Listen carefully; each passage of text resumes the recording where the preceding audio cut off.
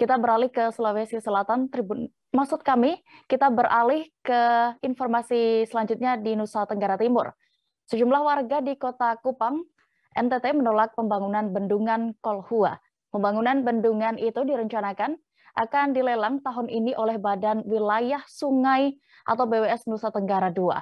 Warga kecewa Gubernur NTT berubah sikap menjadi mendukung pembangunan bendungan Kolhua.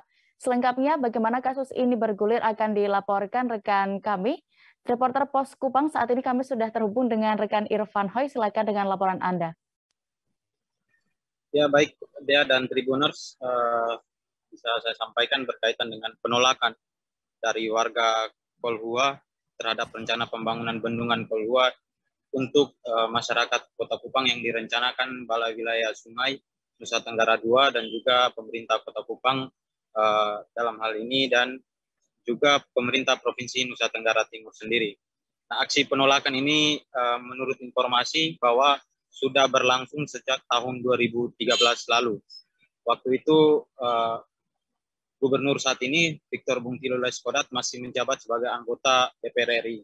Beliau menyampaikan waktu ketika bertemu dengan warga Kolhua bahwa dirinya mendukung masyarakat untuk menolak rencana pembangunan ini. Dari informasi yang diperoleh dari masyarakat ketika sosialisasi yang digelar oleh pemerintah Kota Kupang dan juga Balai Wilayah Sungai di Aula El Tari, kantor Gubernur NTT kemarin, masyarakat beranggapan bahwa rencana pembangunan ini nantinya justru akan menimbulkan bencana atau genangan besar yang akan melanda masyarakat yang ada di sekitar situ. Nah, sementara itu di sisi lain masyarakat juga menilai bahwa keberpihakan terhadap proses pembangunan ini tentu sangat dikhawatirkan oleh masyarakat, karena masyarakat sendiri punya pengalaman yang cukup pahit ketika sudah menyerahkan lahan untuk pembangunan pasar di Kelurahan Kolhua, namun masyarakat setempat justru tidak diakomodir. Nah, hal-hal ini yang kemudian mendorong masyarakat untuk melakukan penolakan. Sejauh ini masyarakat, hampir sebagian masyarakat, mayoritas masyarakat di Kelurahan Kolhua memang mengaku untuk menolak rencana pembangunan, dan sampai kapanpun mereka tetap menolak.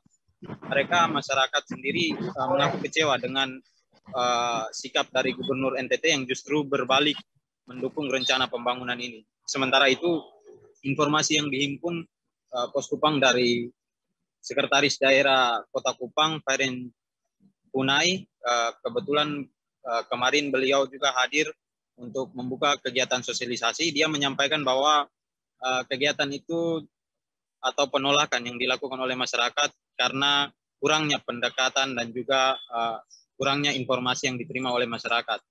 Nah, sementara informasi yang dihimpun dari Kepala Balai Wilayah Sungai Nusa Tenggara II sendiri, Pak Agus Sosiawan, dia menyampaikan bahwa tahapan sosialisasi ini merupakan tahapan awal untuk menyerap aspirasi dan juga masukan dari masyarakat yang nantinya dituangkan dalam perencanaan sebagai bahan materi untuk perencanaan sekaligus penyampaian kepada pimpinan wilayah termasuk Gubernur Nusa Tenggara Timur Victor Bungtilo Laiskodat untuk dipertimbangkan, sehingga nanti dikeluarkanlah beberapa tahapan-tahapan lanjutan berdasarkan pertimbangan atau serapan aspirasi yang ada. Nah, Kepala BWS sendiri menyampaikan bahwa masyarakat yang menolak tetap dilakukan pendekatan dan juga komunikasi, sehingga nantinya masyarakat yang sudah mengiyakan bersama dengan BWS dan Badan Pertanahan Nasional sendiri melakukan pengukuran di lokasi atau area yang direncanakan untuk pembangunan.